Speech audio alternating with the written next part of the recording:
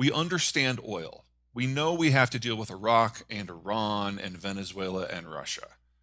It's a supply chain that's awkward and painful sometimes, but we understand it.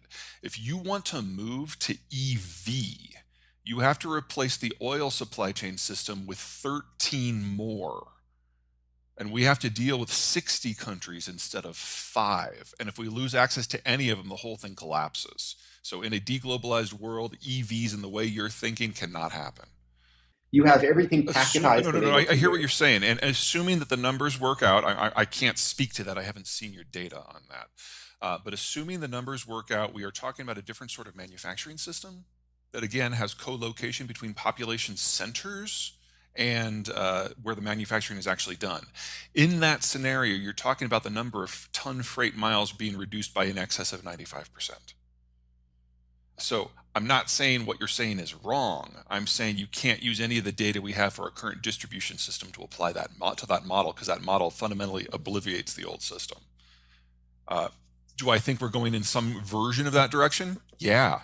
I would say that we're having seen a quantum leap in the move in that direction right now.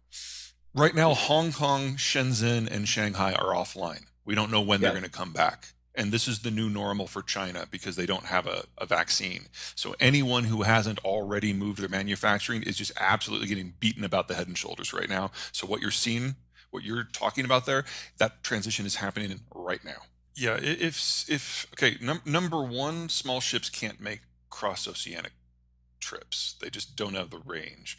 Two, more importantly, as soon as commercial vessels come under fire, the global maritime insurance industry cuts coverage for those areas and no one goes into those ports. We're seeing that in the Black Sea right now. So this scenario you're talking about is a renationalization or at least a regionalization of manufacturing. I agree, we're going that direction, but there's not going to be a lot of connections between the regions. I think it's right out, but let me kind of give you some background as to why I'm thinking that. There have only been three technological revolutions in human history that have actually changed the relationship of a society to its economy and a society to its geographic positioning. Sedentary agriculture, deepwater navigation, and the Industrial Revolution. The digital revolution is real. It is changing many things about how we live and how we earn income, but it is dependent upon the Industrial Revolution. It is not a fundamental quantum leap beyond it. So if you break down the energy system of oil and electricity, there's nothing in the digital space that works. And I would argue that we're going to see a great deal of deindustrialization around the world in the next 20 years. Sure, we're in the early stages of seeing this in Ukraine, which is kind of unfair considering there's a war going on, but Ukraine gets all of its energy from Russia. And we're going to see 4 to 5 million barrels a day of Russian crude go offline later this year, which means there is not enough for global consumption to continue in its current form. Even if I believed in EVs hugely, the technology isn't far enough along for it to be applied to the poorer locations of the world. So places that depend upon international trade to get the building blocks of modern society, oil, natural gas, copper, iron ore, and so on, we're entering a period of abject shortage as global trade links break down. So there are huge portions of the world, the country I am bar none most concerned about is China, that simply aren't going to have access to the materials that they need to continue in a modern industrialized lifestyle. And if you start to deindustrialize, cities are a death trap. And so you're going to see the cities in these areas to a degree empty so that people can go back to at least somewhere where they can eat. You know, I hear you. This is not the first time I've heard that argument. I just think it's wrong. Okay, but You got to think why? about why we've been able to do what we've done for the last 75 years. We've had a change in the macro strategic environment, and that's allowed access from labor or energy or finance or tech from anywhere in the world to go anywhere else. The whole world has been a single system, and the economies of scale have been massive. That's now breaking down. Now, will the changes you're identifying not happen? Not what I'm saying. I'm saying that they can't be broad-based. And there will be countries, I think the US is at the top of that list, that will be able to pursue these things, and that'll allow us to then have the argument about whether they're ready for prime time or not. So baby boomers are leaving the market. That takes a lot of blue collar. That takes a lot of trucking and agriculture away. Gen Xers are a small generation with low labor participation rate. So that means labor inflation's locked in for at least the next decade. The millennials lost 3 to 5 years of expertise, either because they meet the negative stereotypes or because they entered the workforce just in time for the financial crisis and all got fired at the same time. Either way, they're the least skilled generation we've ever had. And that's where you're feeling the pressure in terms of software, because they're just not skilled enough for their age.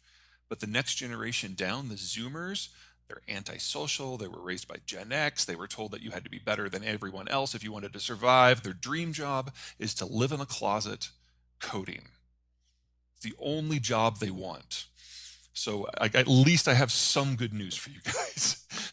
Your labor concerns in that specific spot are going to go away. I'm concerned that the building blocks of what allows that coherence themselves are being challenged. And that's going to shrink the pool of places where this is relevant. So I see not just rising inequality because of more automated systems within countries, I see greater inequality between countries, between the countries that can pull this off and the ones that can't. For what it's worth, my heart is with you. I used to fully believe that, but then I've seen the way that various systems have manipulated the digital space, and I've kind of lost a lot of confidence in that. So I can see some version of that becoming stronger and maybe strengthening, for example, the ties between the United States and Mexico, where there's no functional censorship. And maybe that will include a few select European, Asian, and especially South American countries. I can see a smaller world making that work. But are you guys familiar with what went down in the digital space in the Twitter revolution in Egypt? Yeah. Okay, so very short version. The Mubarak dynasty were a bunch of assholes.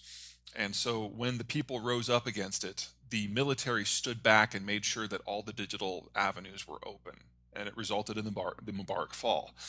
2 years later, the military was like, we don't like what's replaced it. So they cut the cables linking Egypt to the rest of the world. There were only two. And they controlled the information space. And they were able to take over very easily.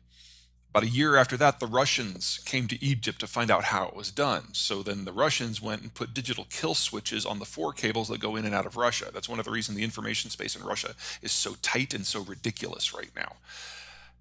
Every authoritative system in the world has done some equivalent like that. And so the degree to which you can have honest, direct, open, globalized, if you will, connections is a much smaller part of the world than you might think. And it is dependent upon governments feeling secure enough and cultures being secure enough in their identity to not limit the digital connections between them and everyone else. The technology of the moment, you have to have the receiver. So again, you have to have a system that is okay with that. So in the case of Ukraine, yeah, they're totally okay with it. And one of the most impressive technical feats I've seen in the last decade is the Europeans linking the Ukrainians up to their electricity grid in like a week and a half. That's normally like a 5-year project. That was shockingly impressive because they used to rely on the Russians for all of that.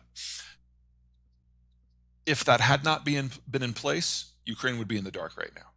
In general, and just to establish my bona fides here, I've got a solar system on my house. I believe in the climate change data. I'm not a skeptic on that. I'm a skeptic on the technologies that we seem to have all latched on to fix it.